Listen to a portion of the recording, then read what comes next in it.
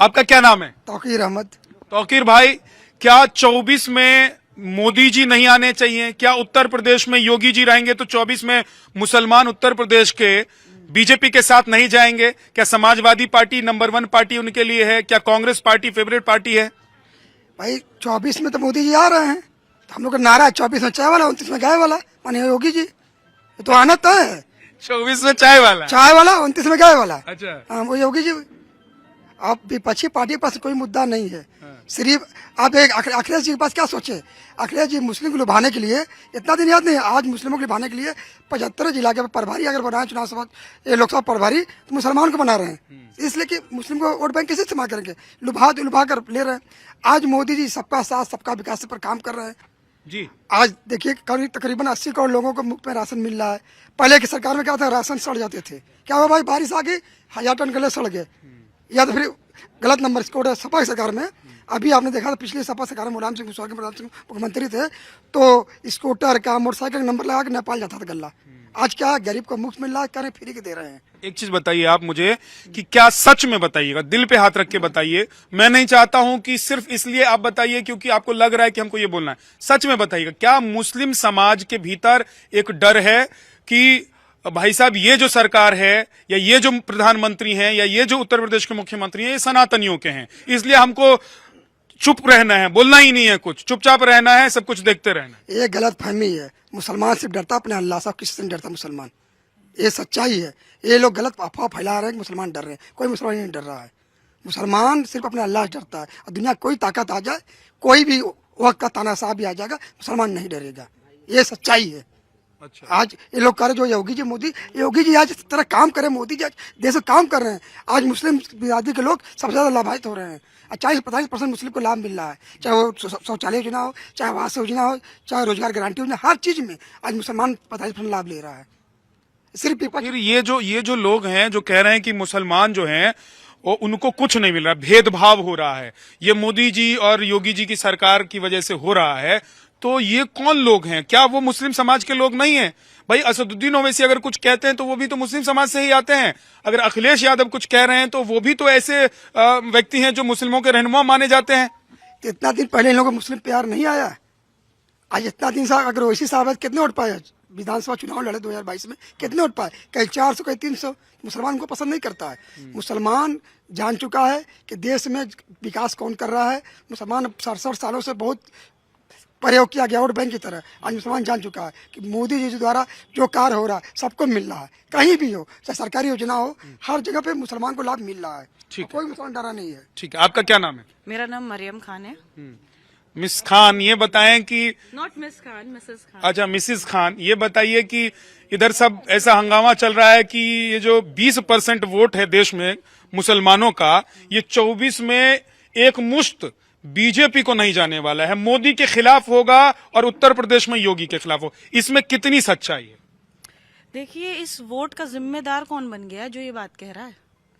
कौन है? जिन लोगों को आप लोगों ने अभी तक नेता बनाकर रखा है।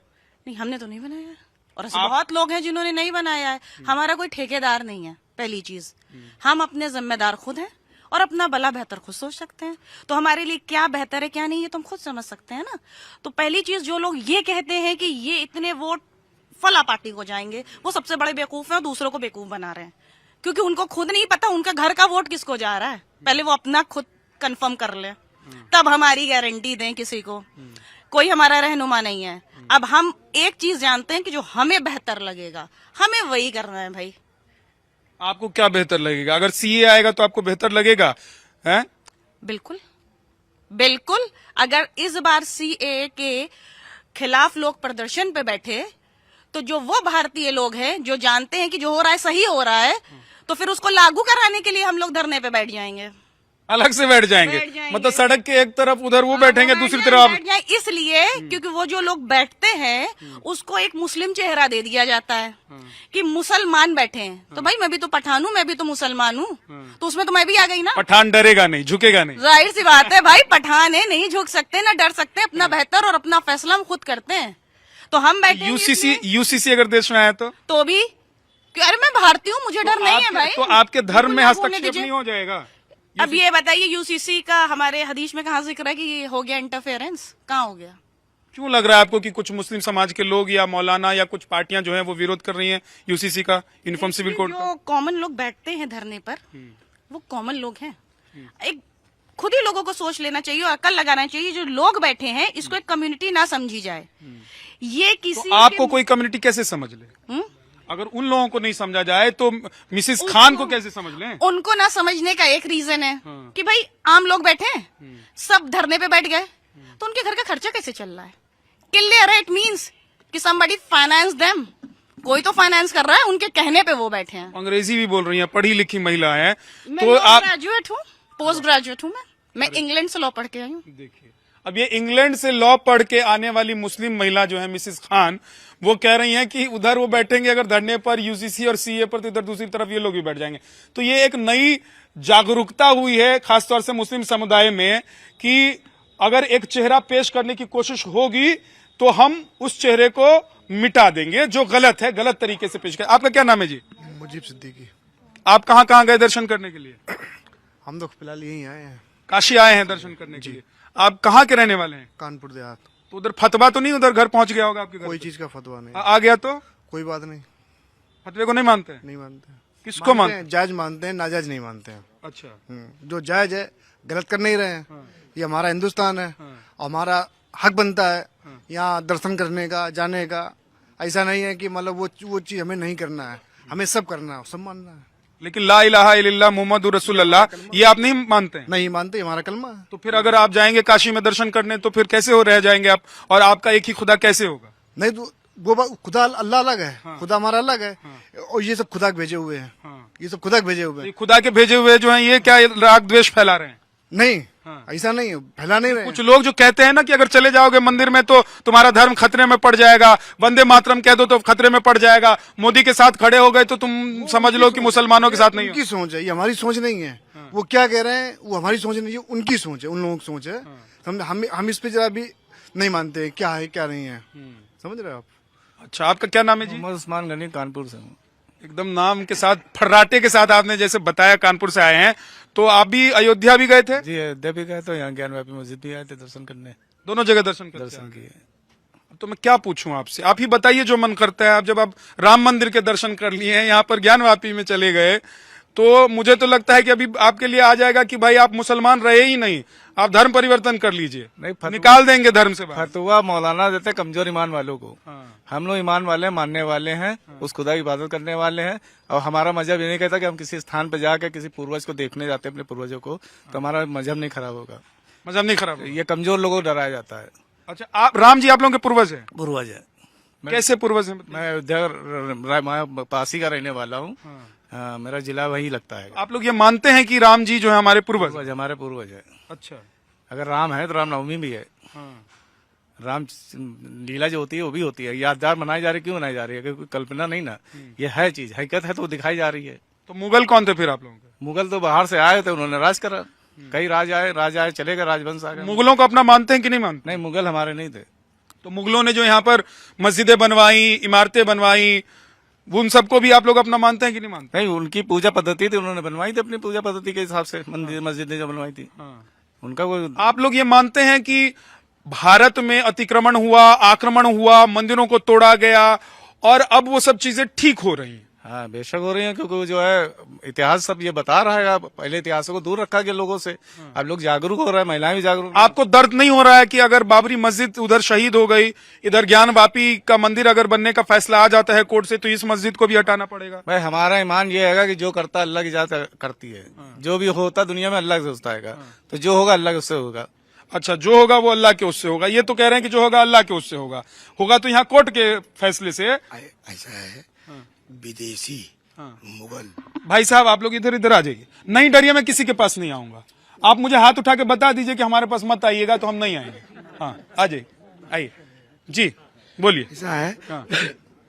यहाँ के ऊपर विदेशी आक्रमणकारी मुगल आए और भारत में एक अभियान चलाया, बदबद का अभियान चला, और यहाँ के ऊपर लाखों मंदिर गिराए गए। मंदिर बनाना साम्राज्यता और मंदिर बनाना पंथ निरपेक्षता। तो नहीं, लेकिन ऐसे वक्त में जब 24 का चुनाव हो तो मंदिर में प्राण प्रतिष्ठा करवा देना, ज्ञानवापी का फैसला आ जाना, ये तो लोग कहेंगे ही कि भाई साहब चुनाव से पहले माहौल बनाए रहे हैं। देखिए, इस समय बयान आप मुसलमानों के बीच में ले रहे हैं। मुसलमान लोग बीच में जो बयान ले रहे हैं, जो सरकार है केंद्र के, उत्तर प्रदेश को इस्लामिक पैटर्न के ऊपर सरकार चल रही है। आप सऊदी में देखिए, अगर कोई किसी को आंख मारता तो आंख निकाल ली जाती, कहीं चोरी करता है तो उसके हाथ काट दिया जाता। लेकिन यहाँ के ऊपर ऐसा नहीं, लोकतंत्र की रक्षा करते हुए कोई अतीक के नाम से इस्लाम नहीं जाना जाएगा, ये संदेश दिया जा रहा। मुख्तार अंसारी के नाम से संदेश इस्लाम नहीं जाना जाएगा। इस्लाम पहले समझ लीजिए क्या है। मौलानाओं ने इस्लाम को अपनी दुकान बनाया। मुस्लिम राष्ट्रीय मंच का कॉन्सेप्ट साफ है कि हम गुमराही से खुद निकलेंगे, दुनिया को गुमराही से निकालेंगे। दीनी तालीम छेड़ेंगे नहीं, दुनियावी तालीम छोड़ेंगे नहीं। शरीयत है। यूसीसी आएगा तो दीनी तालीम नहीं छिड़ेगा। अरे कहीं कुछ नहीं, जो लेटा है लेट गाड़ा जाएगा, जो जिसको बहाना है बहाया जाएगा। कहाँ से ये हो रहा है। दूसरी चीज ये है कि उसकी शरीयत है बाकायदा कि ऐ मोमिनो, अपने पूरे वर्ल्ड में फैल जाना, लेकिन वहाँ की हुकूमत का हुक्म मानना।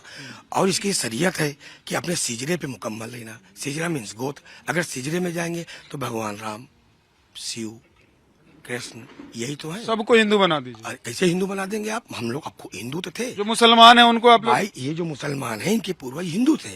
बात समझिए। मुगल आए, सूफी संत आए, अपनी जादूगरी से दिखा करके ये सब हुआ। विदेशी संस्कृति, विदेशी सभ्यता से, विदेशी। अच्छा भाई साहब, एक चीज बताइए मुझे। हाँ। उसकी गुलामी से मुसलमान निकल करके यहाँ खड़ा हुआ है। दूसरी चीज, इस्लाम एक मजहब है, धर्म नहीं। धर्म मात्र एक है, वो है सनातन, उसी से निकले। ऐसी मुस्लिम में सुनिए, ऐसी जो कट्टर विचारधारा वाले मुस्लिम है ना, वो भी कहते हैं कि धर्म एक है, वो है इस्लाम। दुनिया में इस्लाम सबसे ज्यादा फैला क्योंकि सबसे बढ़िया इस्लाम है। ऐसा है। हाँ। महावीर जैन ने अपनी आंख कान खोल करके जो कहा वो जैन धर्म बना। मोहम्मद साहब ने जो कहा वो इस्लाम मजहब बना। गुरु गोविंद जी ने जो कहा इश्क मजहब बना।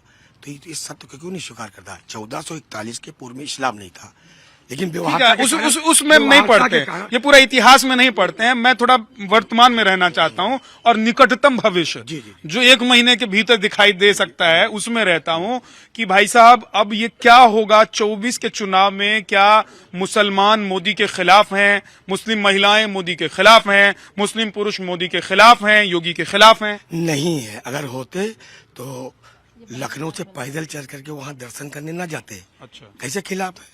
कोई खिलाफ नहीं है। बाकायदा वोट पहले भी पड़ा था, आज भी पड़ेगा, कल भी पड़ेगा, पड़ता रहेगा। जी, आप कुछ कहना चाहते हैं? आपने देखा कि 2017 से पहले और 2014 से पहले आपने देखा हमेशा देश में आता था क्या कि दंगे हो रहे हैं। अगर होली दीपावली एक साथ पड़ रही है, ईद पड़ रहा है, होली पड़ रही है तो दंगे हो जाएंगे। आज आप देख रहे हैं कहीं दंगा नाम नहीं है। जब से उत्तर प्रदेश 7 साल हो गया योगी जी आए, कहीं भी दंगा नहीं। पिछले सरकार में क्या था, दंगे का दिन पेपर खोले तो यहाँ दंगा के। आज सुरक्षित यहाँ पे लोग हैं। आज पूरे वर्ल्ड से ज्यादा हिंदुस्तान में सबसे ज्यादा सुरक्षित मुसलमान आज है। आपका क्या नाम है? शमशाद दुर्गावती। ये कह रहे हैं मुसलमान सबसे ज्यादा सुरक्षित हैं।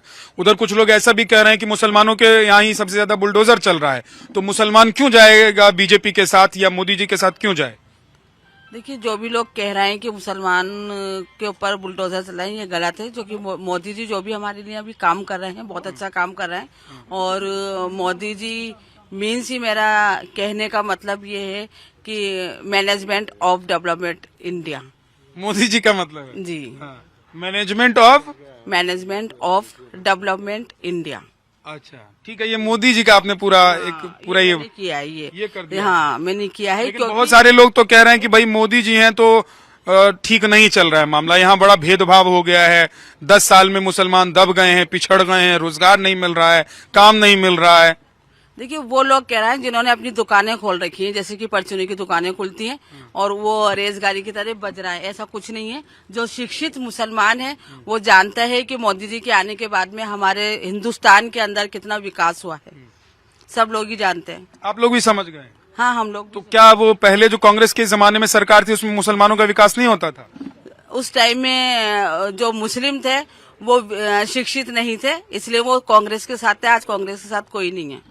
ये देखिए, ये तो कह रही है कि विदेश से पढ़ के आई हैं और आज हम बता दें कि आज पिछले सरकारों ने मुसलमानों को अशिक्षित के पे पूरा सहयोग रहा कि ये शिक्षित न हो, क्योंकि आज मोदी जी कह रहे हैं कि एक हाथ में मुसलमान को लैपटॉप दूंगा, एक हाथ में कुरान। आज कौन कर रहा है? देश का पीएम हमारा मोदी जी कर रहे हैं। आज मुसलमान के बारे में सोच रहे हैं, अब मदरसों को अधिकरण कर रहे हैं।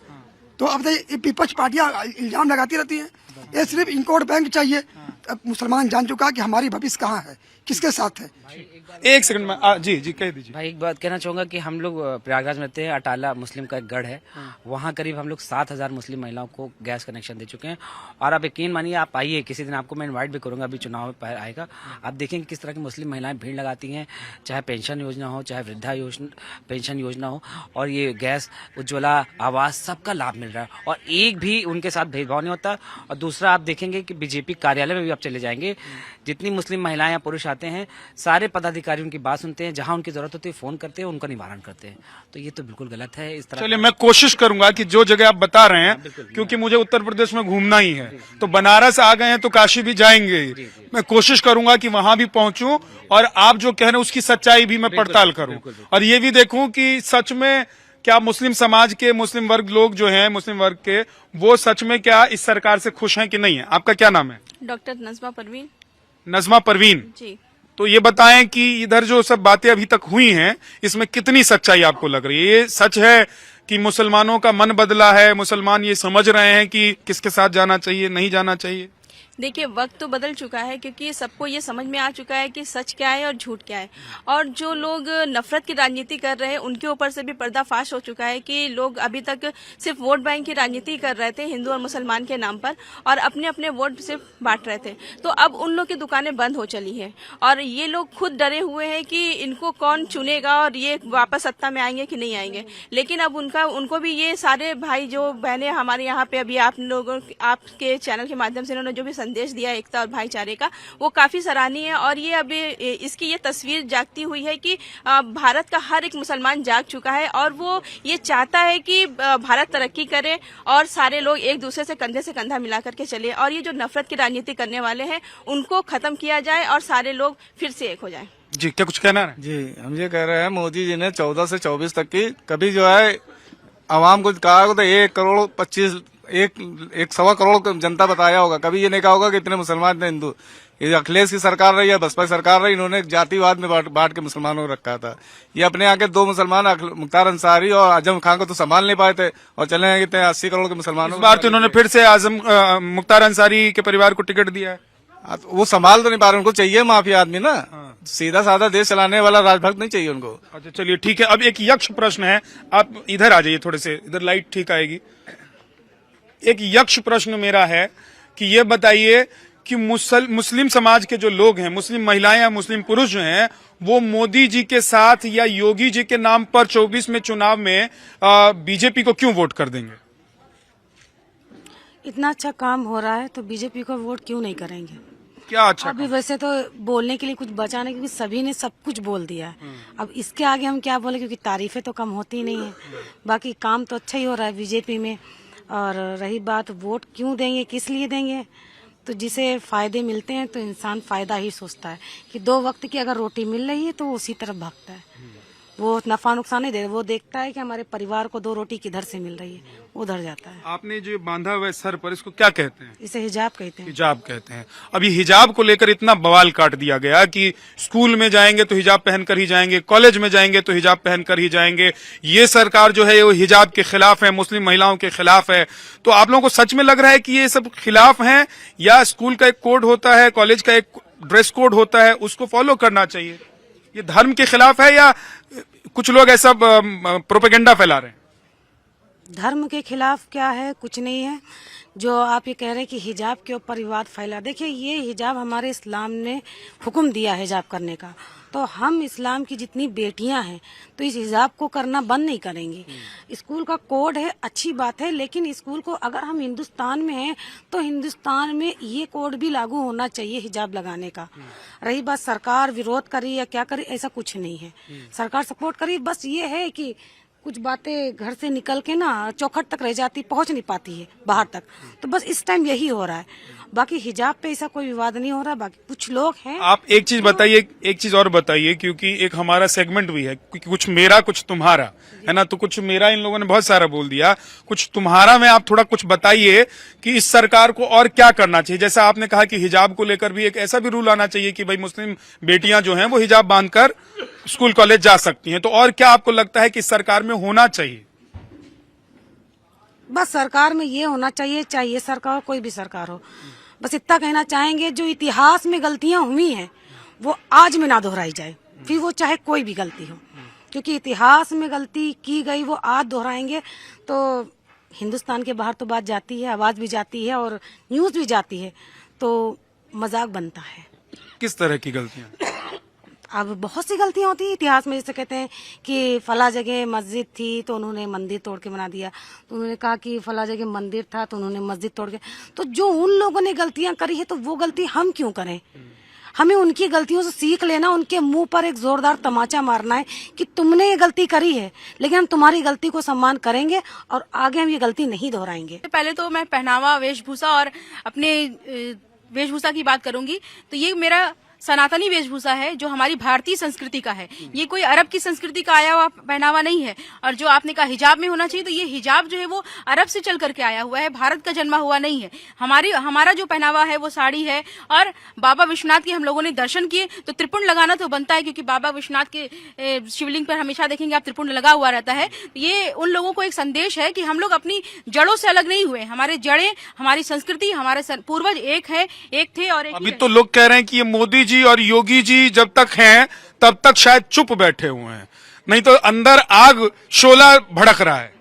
देखिए ऐसा है कि उनके अंदर इतना शोला भड़क रहा है। तो 1947 में उन्होंने अपना शोला भड़काया था और पाकिस्तान बंटवारा हुआ था, उसके बाद बांग्लादेश भी बंटवारा हुआ था। अब वो भारत को कितने टुकड़े करना चाहते हैं? वो गजवाए हिंद का सपना देखना बंद कर दें, क्योंकि भारत के जो सनातनी मुसलमान है, हम जैसे राष्ट्रवादी मुसलमान है, ठाकुर राजा रईस जैसे सनातनी मुसलमान है, वो अपनी गर्दन कटाने के लिए तैयार हैं, क्योंकि ऐसे लोगों की दुकान बंद करना जरूरी है। और हम मुंहतोड़ जवाब देते हैं ऐसे गजवाए हिंद बनाने वालों को कि इस तरह का सपना देखना बंद करें। ठीक है, एक चीज और बताइए नाज़नीन जी कि मोदी जी का 24 में आना क्या जरूरी है?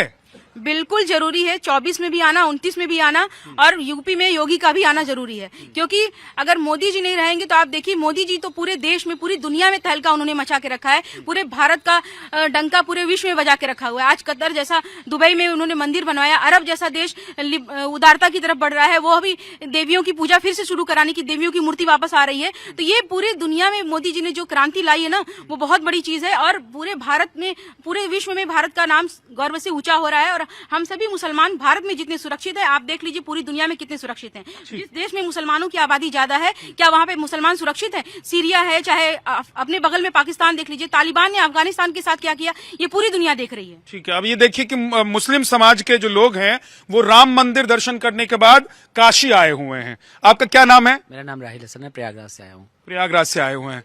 ये बताइए कि ये कैसे हो गया कि फतवा जारी हो जाता था कि भैया वहां चले गए प्राण प्रतिष्ठा में, आप लोग सारी रेखाओं को, सारी सीमाओं को लांघकर राम मंदिर के पहले दर्शन करते हैं और उसके बाद आते हैं काशी।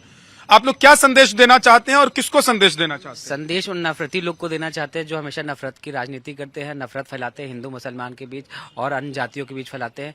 तो उस नफरत को कम, क्योंकि भारत की संस्कृति हमेशा रही है और हम लोग हमेशा मिलजुल के रहे हैं, त्योहार भी साथ में मनाते हैं, सब कुछ मनाते हैं। सिर्फ मंदिर ही जाने पर इतना विवाद क्यों करने लगते हैं कि अगर हम मंदिर गए हैं, दर्शन करते हैं या भगवान से कुछ सीखने को मिलता है या उनके बताए हुए रास्ते पर चलने का, अनुसरण करने का हम लोग को मन करता है, तो उसमें क्यों आपत्ति? एक चीज बताइए कि राम मंदिर के बाद अब ये जो ज्ञानवापी में कोर्ट का फैसला है, उसका 24 के चुनाव में आप लोगों को लगता है कि असर पड़ेगा? क्या मुस्लिम समुदाय खफा है और वो वर्तमान में मोदी सरकार या योगी जी के खिलाफ जाकर 24 के चुनाव में वोट करेगा? देखिए, खफा तो नहीं है, बिल्कुल सब सुरक्षित हैं, सबको सम्मान, सबको न्याय मिल रहा है। बस कुछ लोग हैं जो हमेशा राजनीति करते हैं कि सोचते हैं कि कैसे मुसलमानों को बरगला के, भुसला के, कि उनको कब, बताइए अब इतने सालों से राज चल रहा है, नरेंद्र मोदी जी 10 साल लगभग है, योगी जी का लगभग दूसरा टर्म चल रहा है, कहाँ किसी के साथ अन्याय हुआ है, किसी को मार रहे हैं, काट रहे हैं? तो ये सिर्फ राजनीति करते रहते हैं। हिंदुस्तान एक प्यार का और सबका साथ देने वाला देश रहा है और पूरी दुनिया इस चीज का सम्मान कर रही है। ठीक, आपका क्या नाम है? मैं एडवोकेट गुलजार बाराबंकी से आई हूँ। बाराबंकी से आई हैं। आप भी वही राम मंदिर गई होंगी? बिल्कुल सर, मैं और फिर इधर इधर भी आई मैं। काशी में दर्शन कर लिए? बिल्कुल काशी में दर्शन कर लिया। क्या कर रही हैं आप लोग, क्या करना चाहती हैं? इधर देश में कुछ लोग कह रहे हैं कि दंगा, मुसलमानों को पीड़ित प्रताड़ित दबाया जा रहा है। आप लोग एकदम सीना चौड़ा करके घूम रही हैं कि राम मंदिर भी जाएंगे और काशी भी जाएंगे, और 24 के चुनाव में डंका बजाएंगी क्या आप लोग? जहाँ जहाँ पर हमारे पूर्वज हैं हम वहाँ वहाँ जाएंगे। आपके पूर्वज कौन है? राम जी भी हैं, हम यहाँ काशियाँ हैं, यहाँ हमारे पूर्वज हैं। हमारे जहाँ जहाँ पूर्वज हैं हम जाएंगे वहाँ पर। और हम लोग यही भारत को संदेश देना चाहते हैं कि हम सब जड़ों से जुड़कर काम कर रहे हैं, राष्ट्र के लिए काम कर रहे हैं, अपने पूर्वजों के लिए काम कर रहे हैं। जिसको बुरा लग रहा है वो हम लोगों से बुरा मानता रहे, लेकिन हम लोग ये संदेश देना चाहते हैं कि हम एक हैं और एक रहेंगे। आप लोग अब मुगलों को अपना पूर्वज नहीं मानती हैं? नहीं, मुगलों को क्या, जो लड़ाई झगड़ा करके ये विवादित करके गए हैं उनको क्यों पूर्वज मानेंगे? जिन लोगों ने मंदिर तोड़कर मस्जिद बनाए हैं उनको अपना पूर्वज नहीं मानती है? नहीं, मंदिर तोड़कर जब उन्होंने मस्जिद बनाया तो वो हमारे पूर्वज कहाँ रह गए? हमारे श्री राम प्रभु का जब वहाँ पर मंदिर था उसको तोड़कर क्यों मस्जिद बनाई गई? अभी हंगामा खड़ा हो जाता है। जैसे मैं पूछता हूं ना कि किसी मुस्लिम स्कॉलर या किसी ऐसे व्यक्ति से जो कट्टर विचारधारा का है कि मुगल आपके पूर्वज थे कि नहीं थे, तो एकदम वो गुस्से में आ जाते हैं। आपके चेहरे पर मुस्कान है। नहीं, हम यही तो भारत को संदेश देना चाहते हैं कि हमारे नबी करीम सल्लल्लाहु अलैहि वसल्लम हैं, ठीक है, हमारे इस्लाम को कोई खतरा नहीं, लेकिन सनातन हमारा धर्म था और धर्म है, और हमारे सभी भाई बहन हैं। हम बहुत सनातन का सम्मान करते हैं, सनातन धर्म का, और सनातन धर्म ही हम लोगों का था एक वक्त में। मोदी जी और योगी जी से आप लोगों को डर लगता है कि 10 साल में लग रहा है कि जो नहीं हुआ था 70 साल में वो हो रहा है? जो नहीं हुआ था 70 साल में अब वो हो रहा है। 3 तलाक खत्म हो गया, महिलाएं सुरक्षित हो गईं, बहू बेटियों का बलात्कार हो रहा था, लूटी जा रही थी इज्जतें। आज लड़कियां बिल्कुल शेर होकर बाहर घूम रही हैं। मेरी बेटी खुद विदेश से पढ़कर आई है। मैं बहुत खुश हूं कि आज अपने आप को सुरक्षित हम लोग महसूस कर रहे हैं, वरना क्या बहुत बुरी स्थिति थी महिलाओं की। For more of such videos do like, share and subscribe to ET Now Swadesh।